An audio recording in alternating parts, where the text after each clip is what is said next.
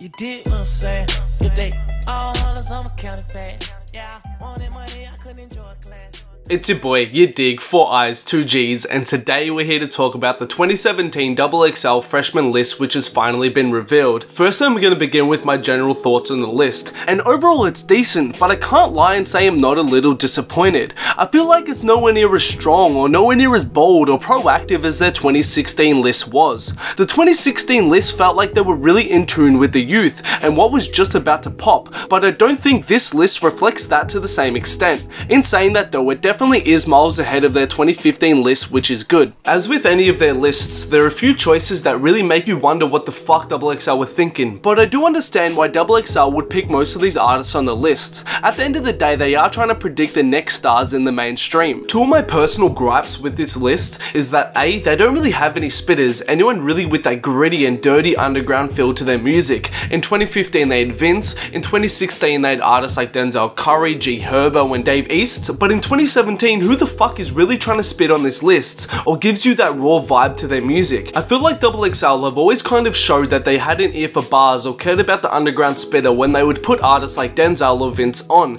but this year they fucked up and they didn't really have anyone in that lane. Someone like T Grizzly or even Maxo Cream, as I said in my previous video, would have been perfect and either of them would have fit nicely on this list. Secondly, I'm disappointed neither Famous Dex, Lil Pump or Smoke Perp made it on the lists. The good thing with the 2016 list is that it felt like XXL were willing to take the risk on the new school. People like Yachty and Uzi at the time were such bold picks, but XXL really embraced the up and coming newer generation that the youth were rocking with. Whereas aside from Cardi and X on this list, they haven't really taken a chance on any fresh faces within the younger generation, which is disappointing. I would have liked to have seen XXL be a bit more preemptive and really take a chance on someone like Dex or Pump or Perp, someone that the youth is rocking with like they did in 2016 with Yachty and Uzi. But overall, aside from these two gripes, it's a decent list. But let's move on and break down each pick and each artist in my opinion. Also guys, before we jump into it, make sure to follow your boy on all social medias, Facebook, Instagram and Twitter.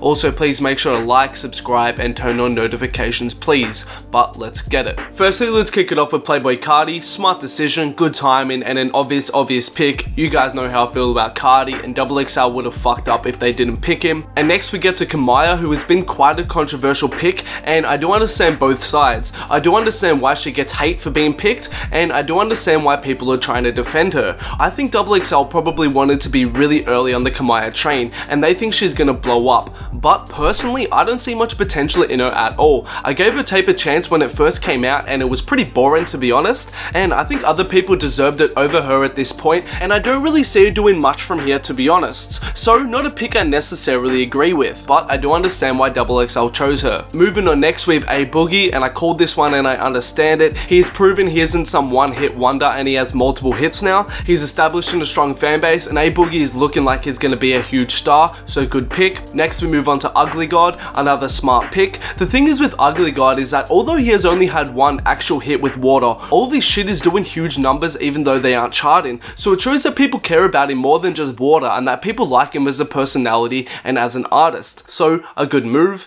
Next up we have Cap G, and I think this was a mistake on XXL's part. I feel like nobody really cares about Cap G anymore. That's harsh, I know, because he has some good music and songs like Girlfriend were really nice, but nobody is checking for Cap G like that anymore, and I feel like he had his moment, but he hasn't really capitalized on it. After Cap G we get to Kyle, a sensible decision. I've seen some hate for Kyle, but to be honest I think it's an alright choice. He has had quite a bit of a grind to get where he is at now, and it's starting to connect on a mainstream level for him now, which is good. I just hope he's able to follow up I Spy with another hit or come through with a solid project to keep his name relevant and solidify him. I'm not a huge fan of Kyle, but I do understand why XXL chose him. After Kyle we get to X, and I'm not really surprised and this makes sense. It is interesting that it wasn't actually XXL's choice and rather he was voted in, but either way it makes sense for the wave that X has going on right now. After X we get to Amine, and this is a classic XXL move where they will pick an artist who has already probably peaked by their first song and is likely going to be irrelevant next year. But I hope I'm wrong because Amine's music is decent, I just don't think he deserves this spot. After that we get to PNB Rock, And I've seen some people hating on P&B, but I think this was a smart choice. The thing is with P&B is that even though he only has 2 hits and he's kind of a fresh face, all of his music outside of the hits is doing numbers. So it shows that people aren't just interested in staying around for the hits, but they actually like him as an artist. That's why I prefer a pick like P&B over Amine. Amine is sitting at 200k plays on SoundCloud for his last 2 songs, whereas P&B's last 2 songs are sitting at 11 million and 28 million. So it shows that he's been able to build a fan base off the back of his hits. So P&B is a good choice in my opinion. After P&B we get to Made in Tokyo, and I'm gonna say it, I think this was a pointless move from XXL in my opinion, and it was more so them realizing that they fucked up last year and them trying to rectify that than anything else. Now, no shade to Made in Tokyo because I think he deserved it in 2016 where it would have made sense for him to be on the list, but at this point I feel like it's too late and he won't really benefit from this placement. I would have preferred that they put someone else who is bubbling right now over Made in Tokyo, but I don't want to hate on this decision too much because I'm happy he's on the list and I'm happy he's getting the recognition he deserves, but I feel like another artist who is coming up right now would benefit from this placement more than Made in Tokyo considering how much he's already done over the past year. And that's all the picks for this year there. As you can see, I didn't necessarily hate the list, but there were definitely some questionable choices, and by this time next year I have a feeling that a couple of these artists will already be more irrelevant than they are right now. As I said, my 2 biggest gripes are that they really don't have that underground spitter with that raw vibe that they normally include at least one of, and secondly, they didn't really embrace that newer, younger generation and take a chance on these newer popping artists like they did in 2016. But you can't please everybody and the list definitely wasn't only made to cater for me, so I understand all the picks. Make sure to let me know what you guys think about the list, what artists you like on there, what artists you don't like on there, what artists you think should have been on the list. Please make sure to like, subscribe, follow me on all social medias for more, but that's all from me today guys, thanks a lot for watching.